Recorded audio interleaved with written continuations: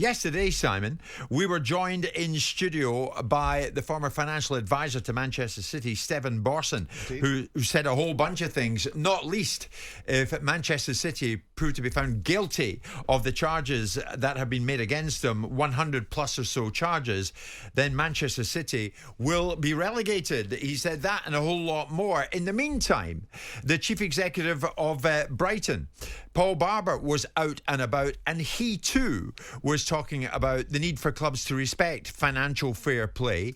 And of course, in that conversation right now are clubs like Everton and Nottingham Forest. This was Paul Barber speaking on TalkSPORT yesterday.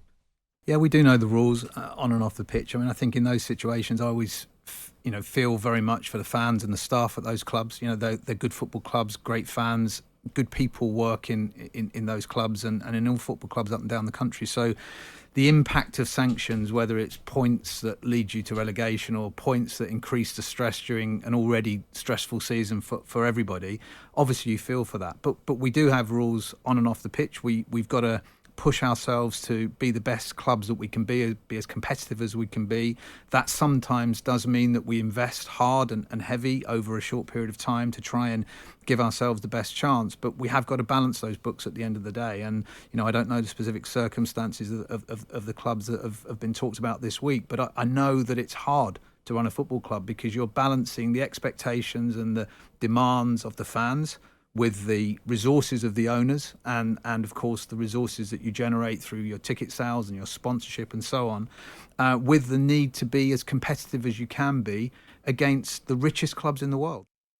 One thing I take from that, Simon, is that Paul Barber, who I'm quite sure recognised the threat of points deduction being very real for clubs who don't pay heed to FFP and everything that goes with it. But it would be foolish for any club not to be right across the implication of FFP at this stage. When you see what's going on with Everton, 10 points deduction already, another might be on the way, and even a third might be on the way. We'll get to that shortly. When you see that Nottingham Forest are in the conversation, and we know that Manchester City for some time now have been in the conversation, Paul Barber is saying, you've got to be across it because the threat is real. Well, they all are across it. No one's blind to the rules. Everyone knows what the obligations are. There's been a lack of preparedness to have to deal with them because the big challenge is all well and good putting rules together. It's about how you enforce them. Now what's happening is they're trying to enforce financial fair play rules. They should have set this sort of attitude a while ago. And now what you're finding is that football clubs that think they can operate in a vacuum of ignoring the governance that they themselves voted for, they themselves selected and elected to vote for, and now we're seeing it coming home to roost. Now, whether we all think that the Everton sanction was harsh is kind of an irrelevance. It's more to do with what your obligations are when you run a football club. And then, of course, you've got to evaluate financial fair play. But doesn't it feel like it's only just coming in, really, because there's now a jeopardy, isn't there, for breaking those rules, whereas for many years it didn't seem that they really acted upon it. Like just a couple of weeks ago, we were listening to Eddie Howe talking about potentially having to let people go. We wouldn't have heard of that sort of thing in the past. I think that, and then to follow on from that, now there's another threat of even further sanctions for Everton and then Forest as well. I think, Jim, we're now seeing that clubs are realising they have to abide by the rules, and then they look at Man City, the situation at Man City, and they think, okay, why is that not being dealt with? Is that because it's historical? Is it not recent enough? And why are we suddenly now, we waited, because it came in 2012. Yeah. Well, we'll get to Manchester. There have been a litany of clubs that have been sanctioned. What we're looking at now is the sanctioning regime is moving from what people can tolerate, which is financial consequences, into the one thing that they can't tolerate, which is points. Because we've seen it on many occasions. Clubs have been sanctioned. City have been sanctioned. I think Liverpool have been sanctioned. Yeah. I think other football clubs in the Premier League have been sanctioned. But no one has had any points taken away. And now that they're sharpening their pencils and sharpening their teeth and suggesting that they're going to enforce it in a way that really does concentrate their minds. Because if you're a multi-billionaire football club owner, its main motivation is to build a football club and doesn't really want to adhere to this pesky regulation that says you can only spend a certain amount of money, and they turn around and say that the consequences of it is a £20 million fine, then you build that into your financial model and say, well, I'll pay £20 million fine. That's a tax on my ambition. That's right. It's a tax on my ambition. Now they're saying, no. we're going to take you out of that division.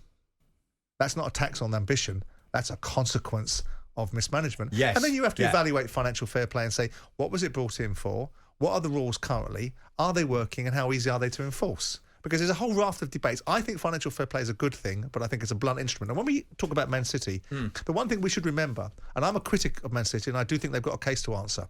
Whether they answer it or not because of immense power and influence is a different discussion. But they've not actually done anything wrong to the English economy. They've spent millions and hundreds of millions of pounds on a football club that the benefit has been for football and the exchequer in this country. And regeneration of that and area. And regeneration of an area. So when you look at it in a great scheme of, atrocities in the world and in positions... Oh, comparatively, I get it. Do you know what I mean? Yeah, I know what Man you mean. City have done for the British economy. They've put hundreds of millions of pounds into the tax receipts of this country Yeah, but if because they've of what they've broken the rules, invested. if they've broken the rules and you equate that money And then to you've got, the likes and of then you've got to Sterling, look to at the the likes of rules. De Bruyne. You've got to look at the rules and say, do we want financial governance? Yes. Is this the right kind of financial governance? Because we want investment in our league, we want capital expenditure, we want people to have ambition, but we want to not kill the golden goose that's killing clubs down the pyramid. But you're spot on, Simon, when you said this has moved on, because if you breach FFP and it was just a fine, as you rightly say, these clubs with the financial clout they've got can budget for a fine on the horizon.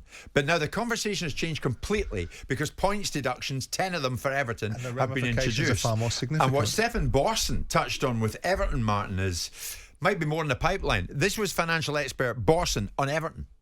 I think it's very unlikely that it'll be significantly reduced. Now, it could be tweaked around the edges, but I've looked at all the arguments and I've looked at all the letters from, very, very respectable people, MPs and the Mayor of Manchester and, and Mark Carney. I've looked at all of this, but the vast majority of it completely misses the point. The facts are settled. So the Independent Commission actually wrote a very detailed decision that went through each of the items. And the reality is Everton admitted the breach.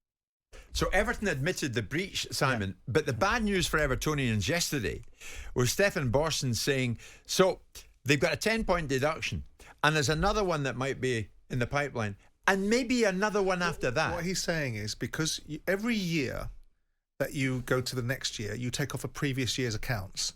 So when you're doing 19, 20, 21, 20, 20, 21, 21 to 22, that cycle goes. Then you drop out 19, 20, you do 21, 2021, 21, 22, 22, 23. When you finish 23, you drop out 2021. So if your financial accounts in 2021 looked quite favourable in terms of they posted a gain or there was COVID losses that were allowable, but in 23, 24, they're not, your figures are going to get worse. Yeah. And what Stefan is saying, it's difficult to understand why the direction of travel doesn't suggest that Everton's financial affairs are going to look worse. It's difficult to see why they won't, which means Everton are going to potentially be in the way of another conversation at disciplinary level about a sanction, which of course can only mean more points. More points. Yeah. The reaction Stephen Borson got when he was on with Simon and myself yesterday, Martin, was considerable. When he touched on Manchester City, and of course he was a former financial advisor to Manchester City, but it was pre-Sheikh Mansour and everything that goes with that, and Abu Dhabi and everything.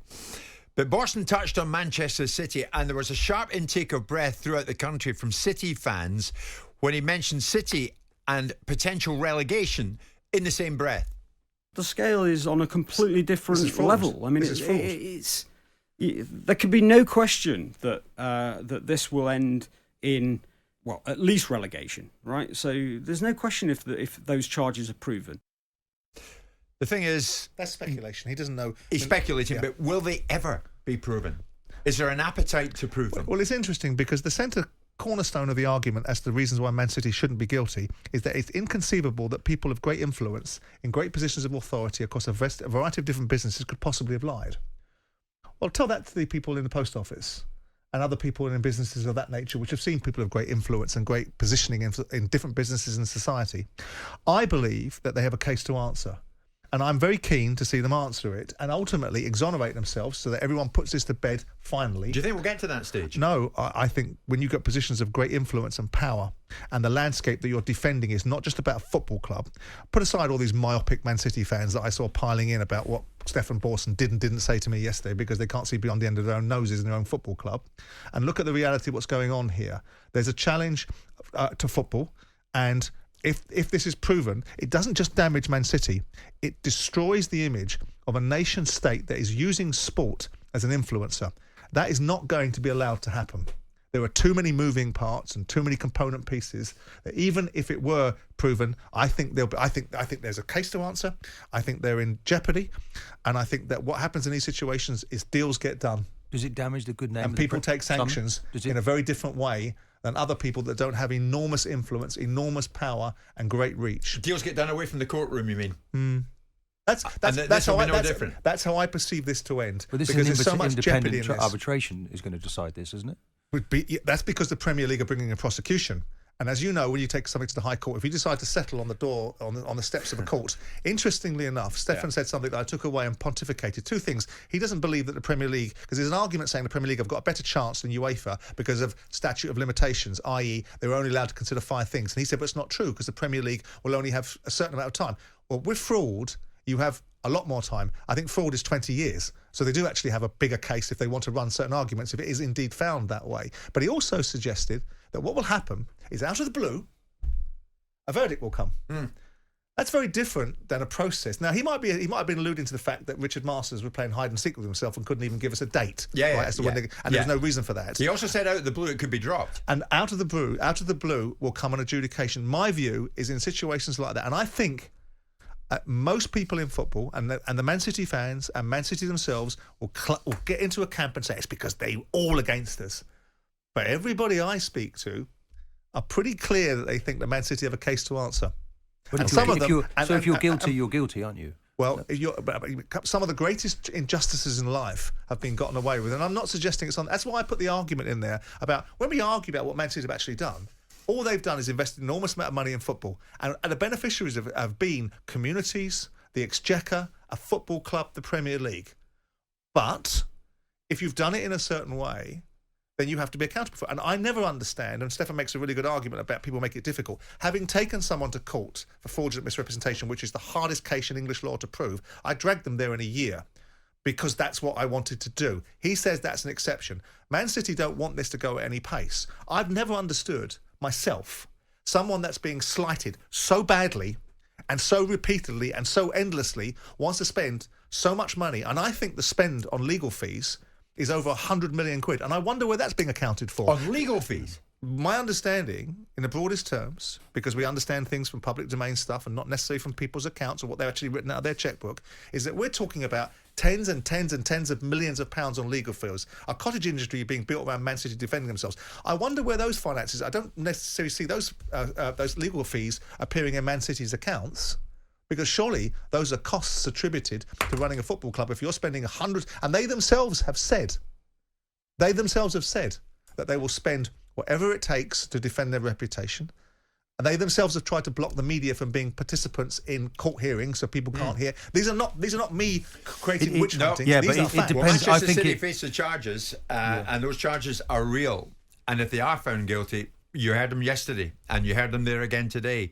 The former financial advisor to Manchester City, Stefan Borsten, said the least they can expect, City, is relegation. Jim White and Simon Jordan. Monday to Friday mornings from 10 on AM, on DAB, via the TalkSPORT app and on your smart speaker. TalkSPORT.